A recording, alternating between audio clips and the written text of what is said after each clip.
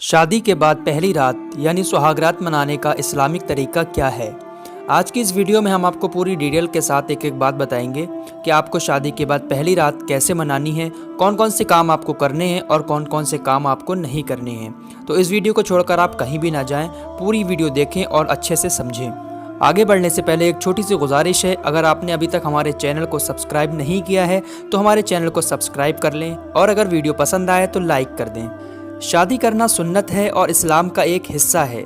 अगर कोई शख्स बिना किसी जायज़ वजह के शादी नहीं करता या शादी करने में देरी करता है तो ये इस्लाम के ख़िलाफ़ है। इसलिए हर एक इंसान को शादी करनी चाहिए।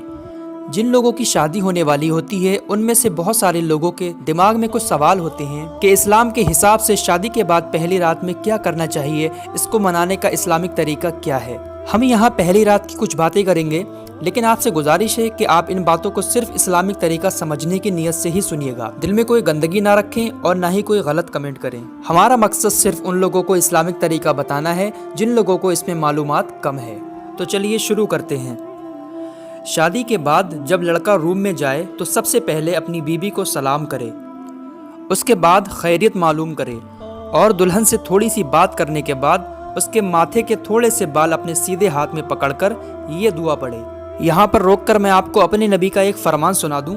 हुजूर सल्लल्लाहु ताला अलैहि वसल्लम ने फरमाया, जब कोई शख्स निकाह करे और पहली रात में अपनी बीवी के पास जाए तो नरमी के साथ अपनी दुल्हन की पेशानी के थोड़े से बाल अपने सीधे हाथ में पकड़कर ये दुआ पढ़े।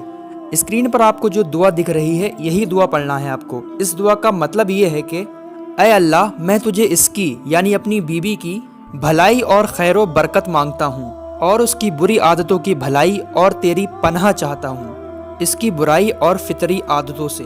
अबू दाऊद की हदीस पाक है ये, जिल्द नंबर 2 पेज नंबर 150, और ये हदीस पाक बुखारी शरीफ की जिल्द नंबर 3 सफ़ा नंबर 473 में भी मौजूद है। और एक बहुत ज़रूरी बात, पेशानी के बाल पकड़कर दुआ करने से पहले अपनी बीवी को इस बारे में बता दें कि ये हुजूर सल्लल्लाहु ताला अलैहि वसल्लम का हुक्म है, वरना जिस लड़की को मालूम नहीं होगा वो कुछ गलत ना समझने लगे। इसलिए मैं लड़कियों से भी गुजारिश करता हूँ कि इस वीडियो को अच्छे से देखें और अपने नबी के इस फरमान को समझ लें। इसके बाद अगर आपने वुज़ू ना किया हो तो वुज़ू कर लें और 2 रकात नफिल अल्लाह का शुक्र अदा करने और अल्लाह से दुआ करने के लिए पढ़िए।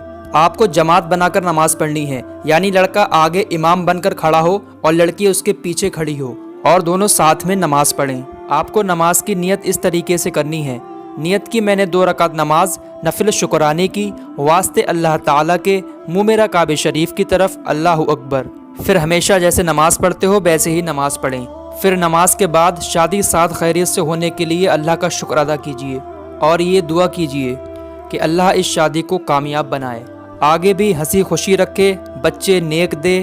और इस तरह भी दुआ कर सकते हैं कि ऐ अल्लाह, तेरा शुक्र और एहसान है कि तूने हमें ये दिन दिखाया, हमें इस खुशी और नेमत से नवाजा और हमें अपने हबीब सल्लल्लाहु ताला अलैहि वसल्लम की सुन्नतों पर अमल करने की तौफीक अता फरमा। ऐ अल्लाह, हमारी इस खुशी को हमेशा ऐसे ही कायम रख, हमें मेल मिलाप और मोहब्बत के साथ ज़िंदगी गुजारने की तौफीक अता फरमा। या रब्बे कदीर, हमें नेक और फरमा बरदार औलाद अता फरमा।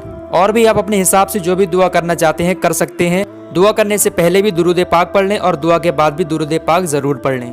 अब नमाज के बाद किसी भी काम में जल्दबाजी ना करें, बल्कि लड़की से थोड़ी इस तरह से बात करें कि लड़की की थोड़ी शर्म दूर हो जाए।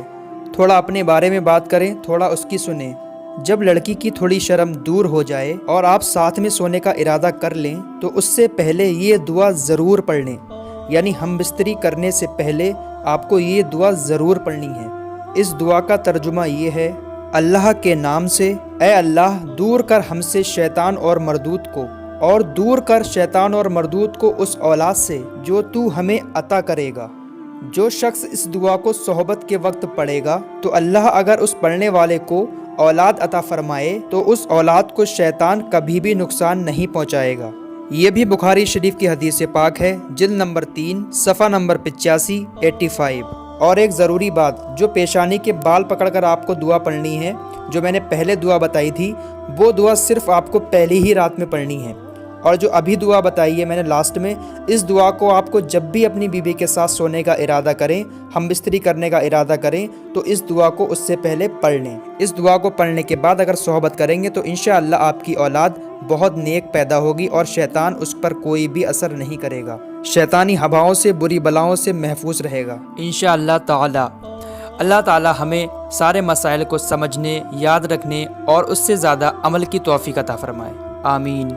برائے کرم اس پیغام کو دوسروں کو بھی شیئر کیجیے۔ اللہ رب العزت آپ کو اس کا اجر عظیم ضرور دے گا۔